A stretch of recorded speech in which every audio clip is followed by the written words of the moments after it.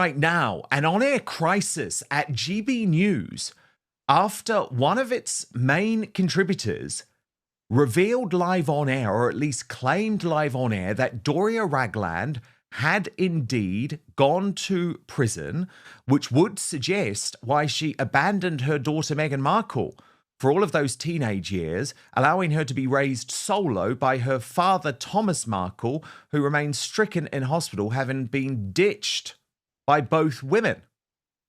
Now, remember, this is an accusation that has at least been heavily hinted at before, including by Tom Bauer, who wrote the book Revenge on Meghan's previous life. At the same time, exactly what went down has been shrouded in secrecy.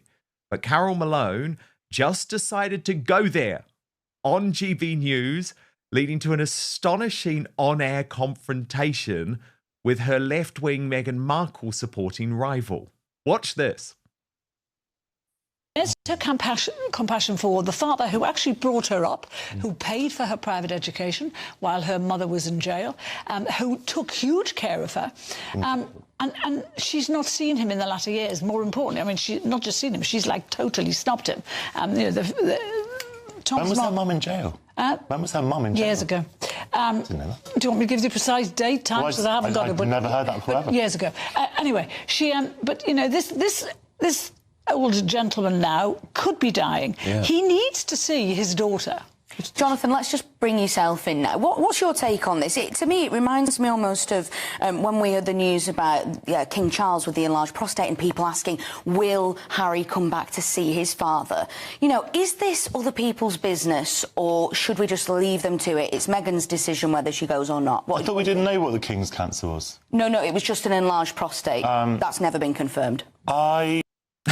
Sort of like this astonishing moment on GB News, Tash, where it's like everyone's freaking out because like potential truth bombs are being dropped here, there, and everywhere.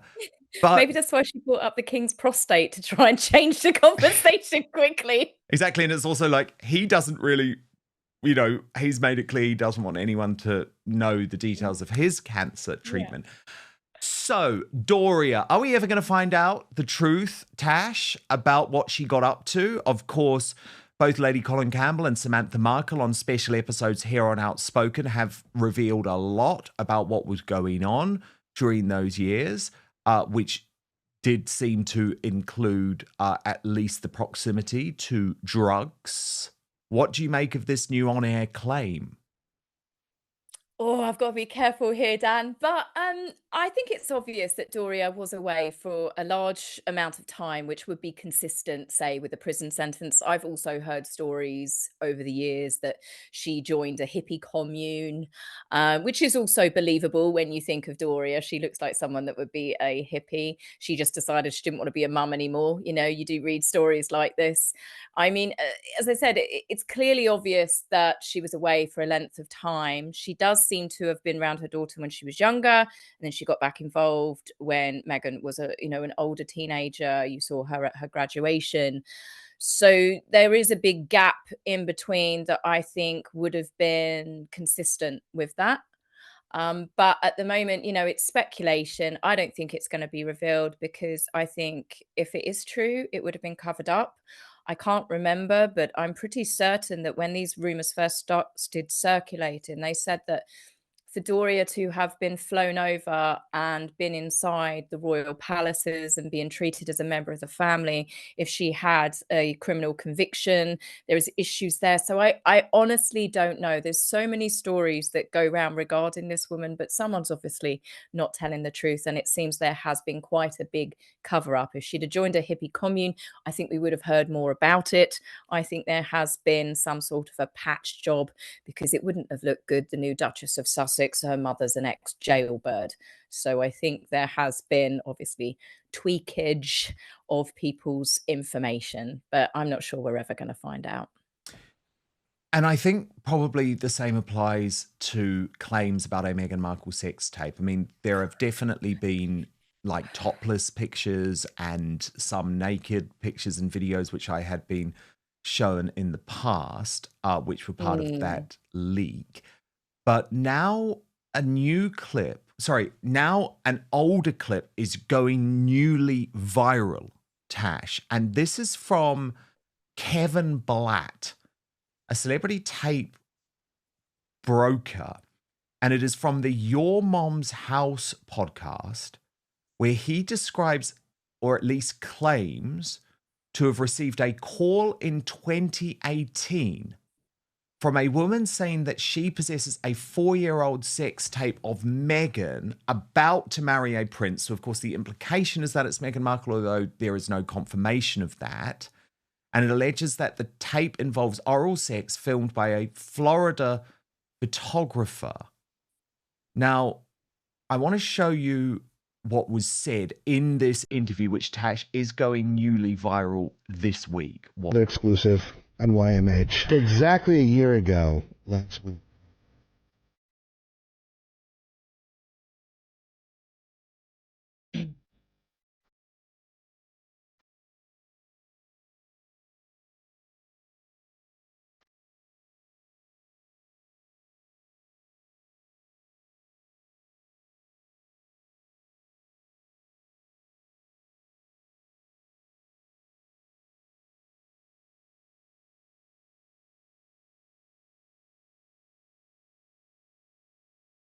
I said, who is the person we're talking about here? Before I call my lawyer and get anybody involved in this,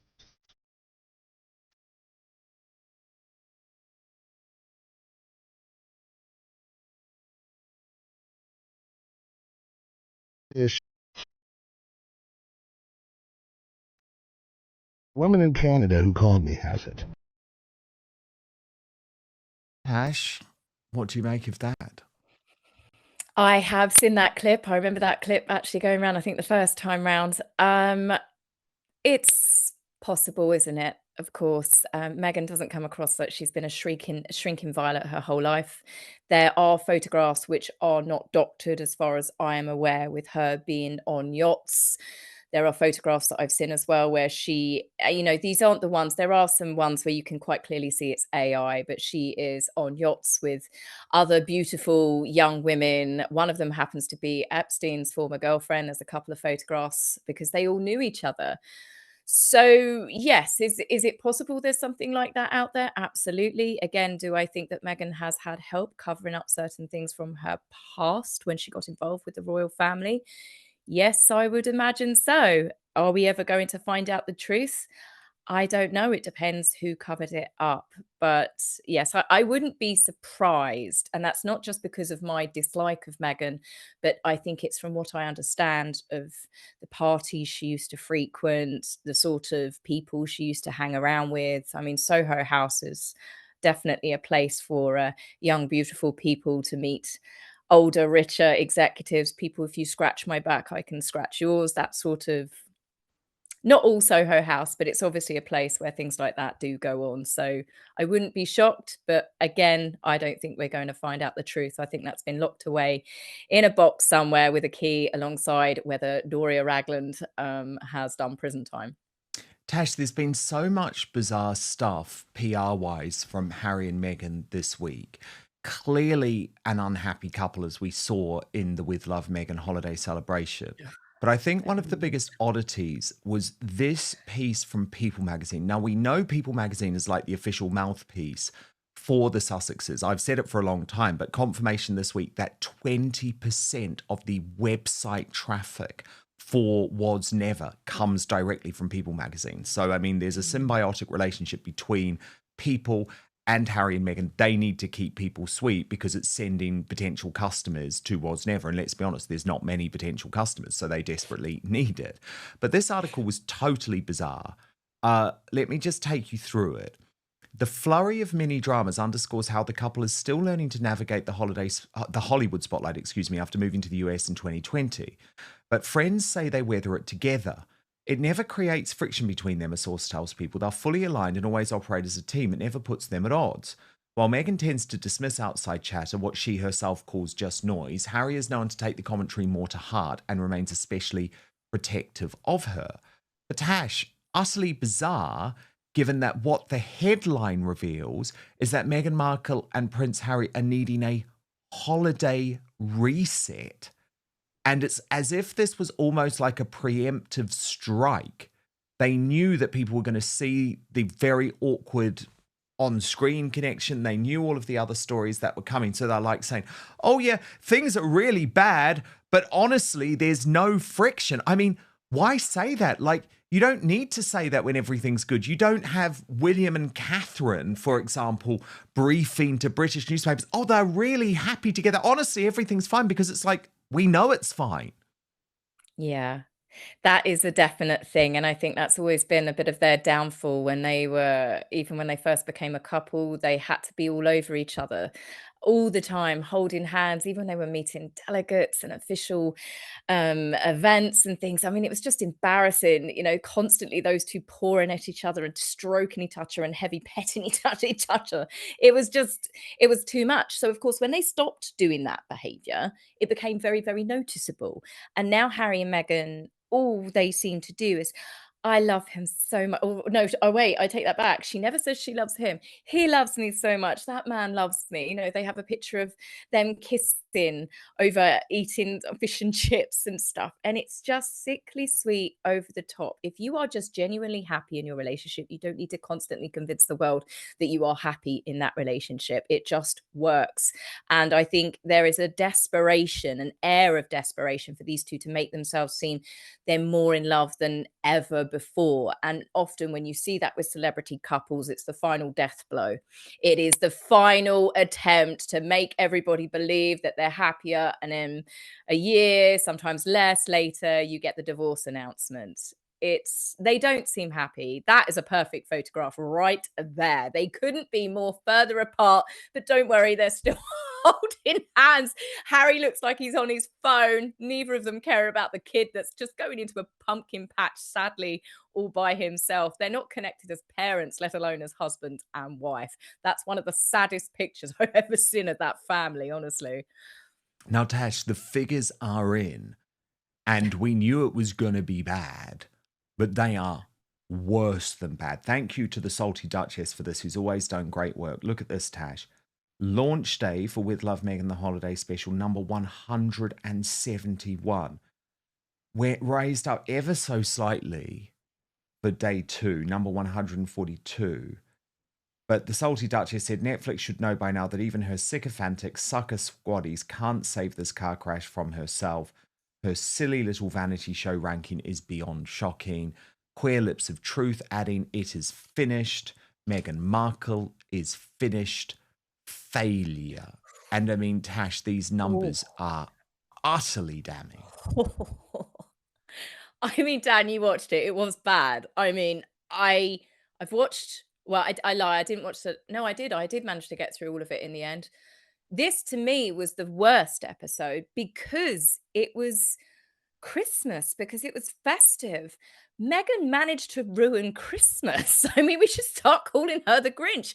She took the joy out of advent calendars, out of wrapping, I mean, even the Christmas crackers. She took putting confetti in Christmas crackers.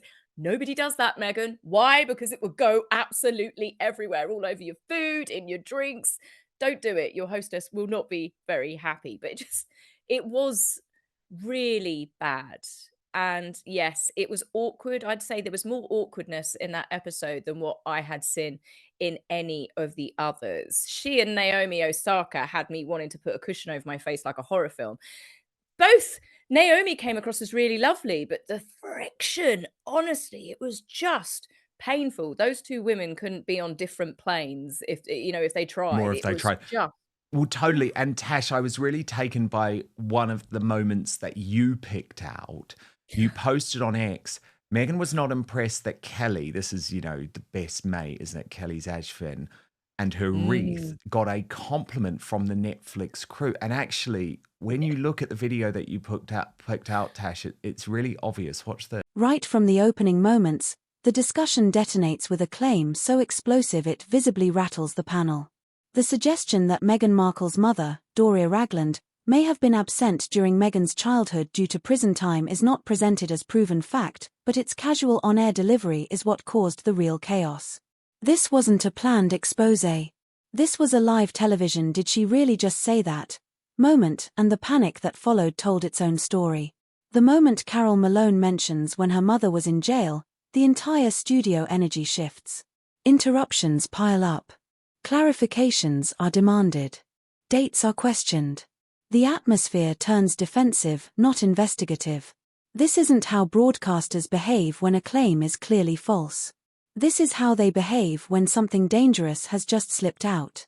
Notice what happens next. The conversation is abruptly rerouted, first toward Thomas Markle's health, then bizarrely toward King Charles's prostate.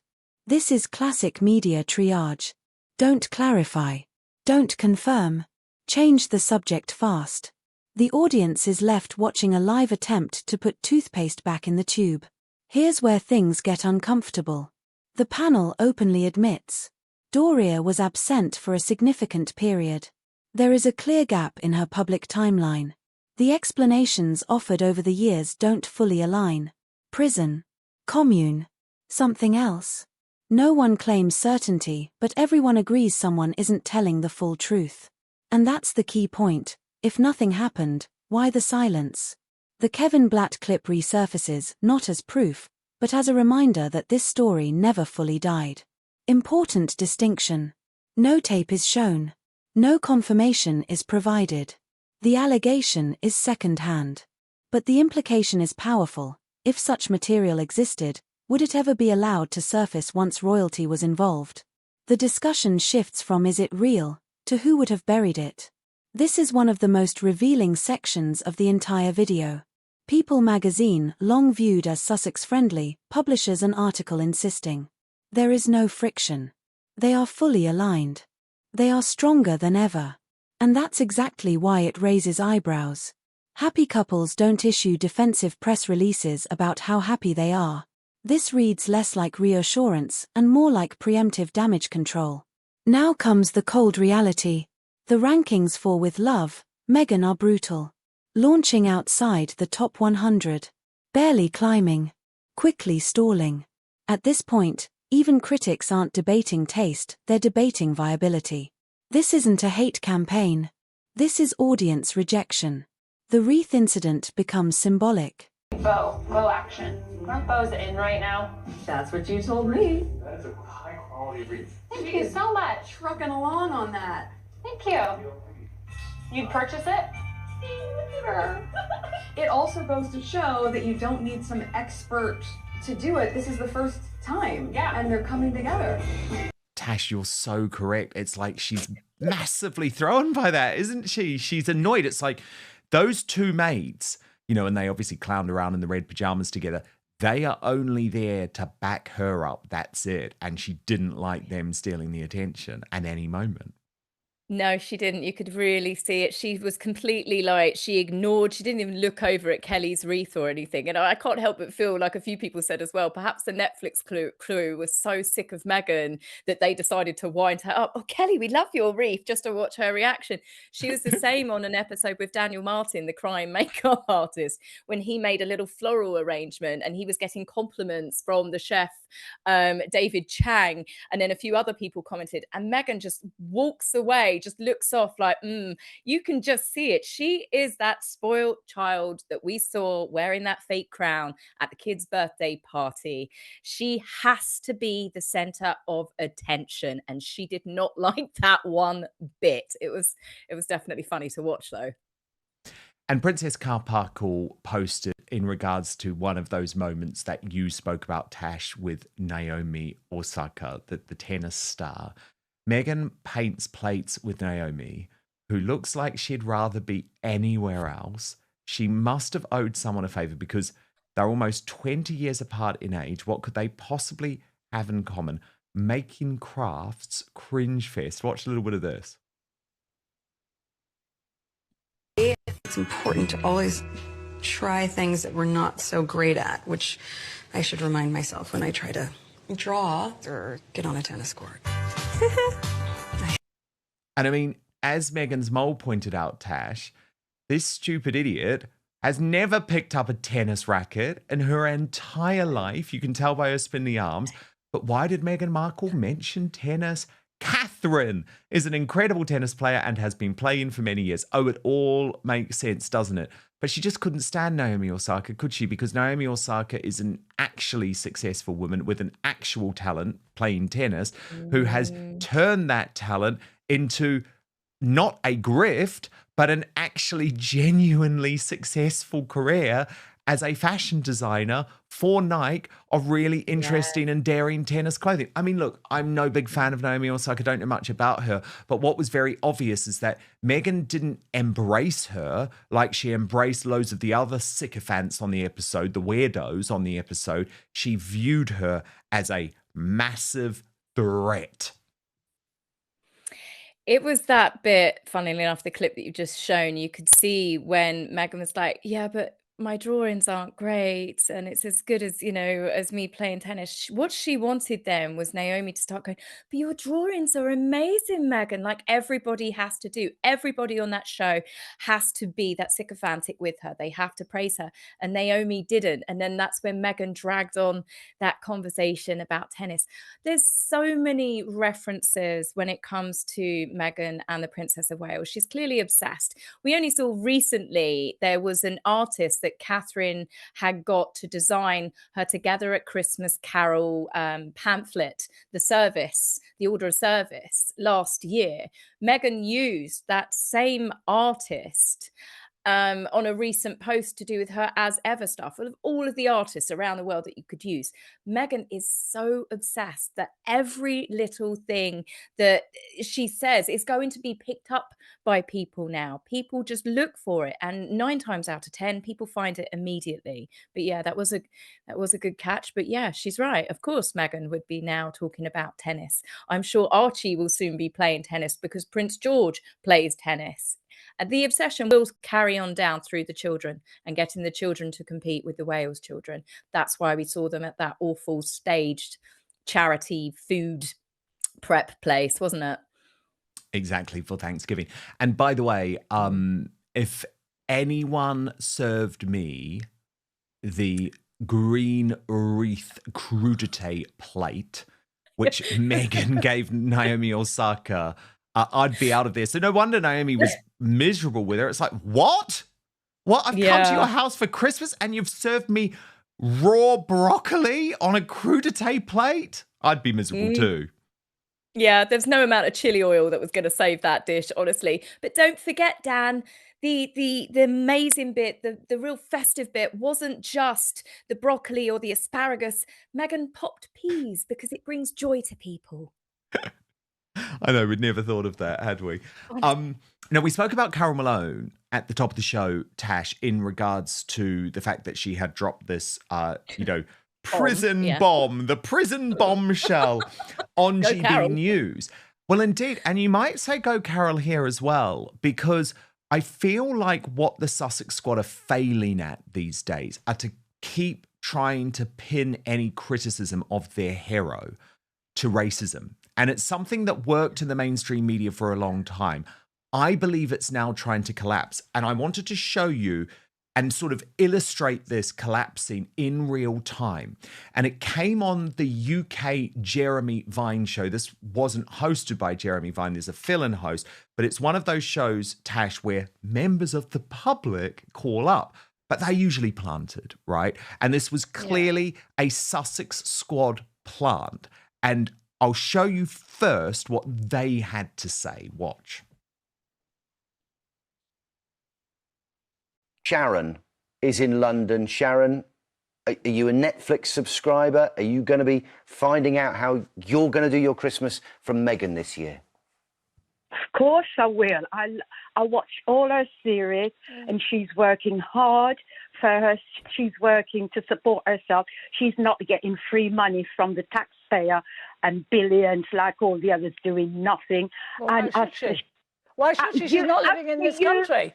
As for you and all the others who hate this woman from the first don't day. Hate her. Hold on, let's You do hate her, all of you, every Calm down, single Sharon. day. I don't You've hate got her. nothing to say about her. Whatever she does to make a living, you all complain about her. You're all racist and horrible. Oh, there you go. There's the truth. Everything she wears, everything she does, all of you have to complain about her. You've never got anything good to say about her.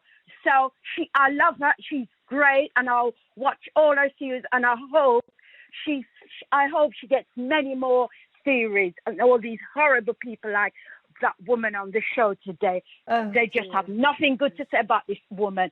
Go and support all the other royals and give them all your taxpayer money, millions. They've got billions, and you're all still supporting them and giving them millions every year. All right, and this woman is trying to make a living, and all you've got to say every day is horrible things about everything. She sold out the Royal Family. From the first day she come on, from the first day she was on. Not true. Sharon, are you going to do some crafts? From the first day you've all hated her because she's Muslim and she's not a white person. You don't do that to any of the other royals, so just shut up and leave the woman alone to make a living. You're making a living doing what you want to do.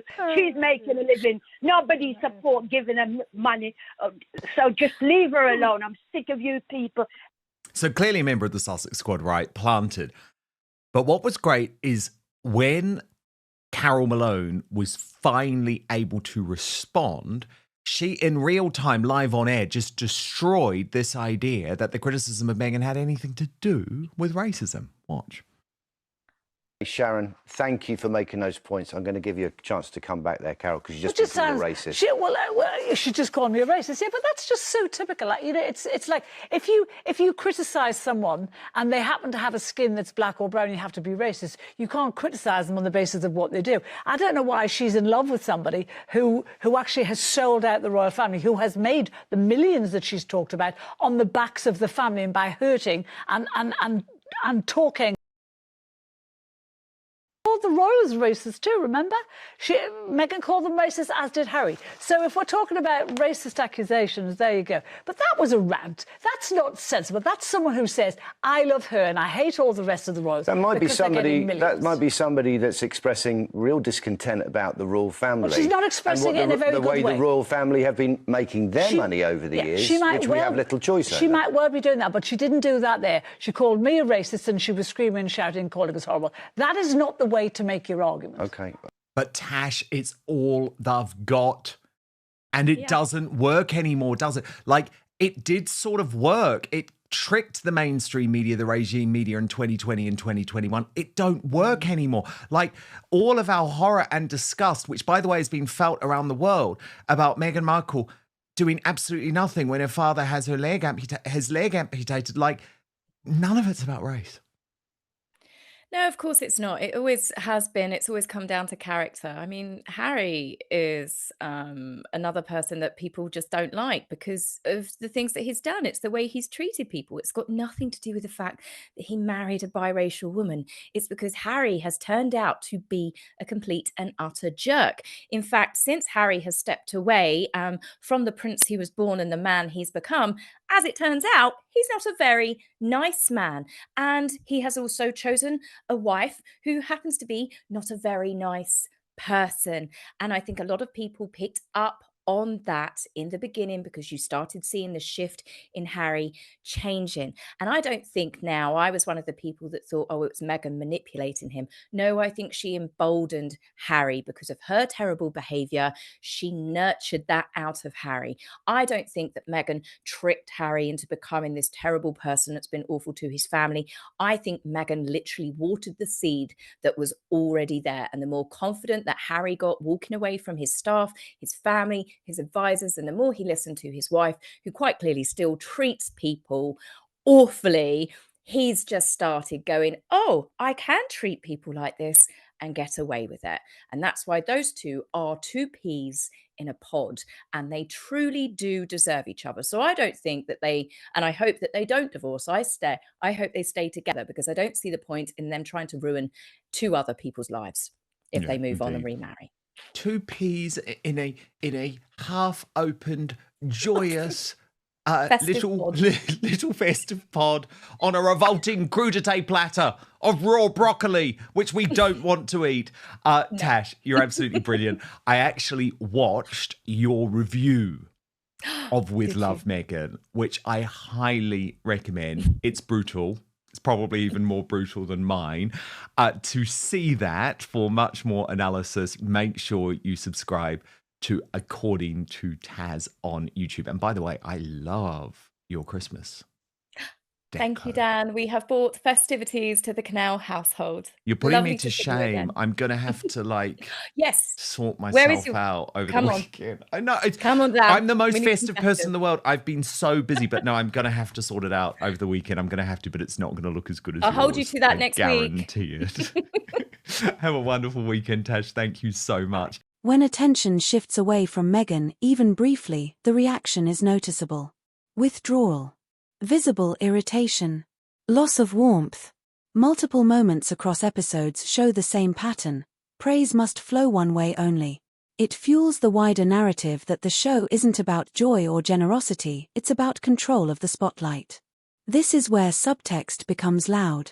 Mentioning tennis to Naomi Osaka, one of the world's elite tennis players, feels less like bonding and more like unconscious comparison. The recurring theme emerges again. Catherine excels at something. Meghan references it. The comparison invites scrutiny. Intentional or not, the pattern keeps repeating and audiences notice. The Jeremy Vine call-in is the turning point. A caller immediately labels all criticism as racist, loudly, emotionally, aggressively. And then Carol Malone dismantles it in real time. Criticism of behavior not equal to racism. Meghan herself accused others of racism. Shouting isn't an argument. This moment matters because it shows something shifting.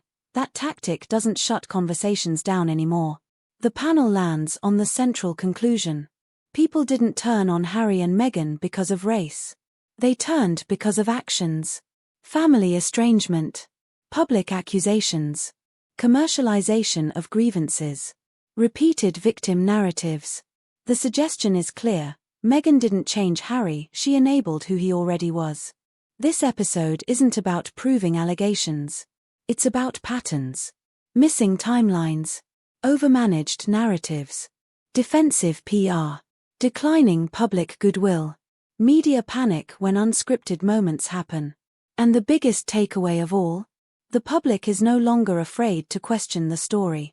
Now I want to hear from you. Do you think there's more to the unanswered questions about Meghan Markle's past, or is this just gossip gone too far? Has the racism accusation been overused to silence criticism? And are Harry and Meghan genuinely united, or desperately trying to convince us they are? Drop your thoughts in the comments. Like if you believe transparency matters. Subscribe if you're tired of scripted narratives and media spin. Say what you think, because clearly, more people are starting to.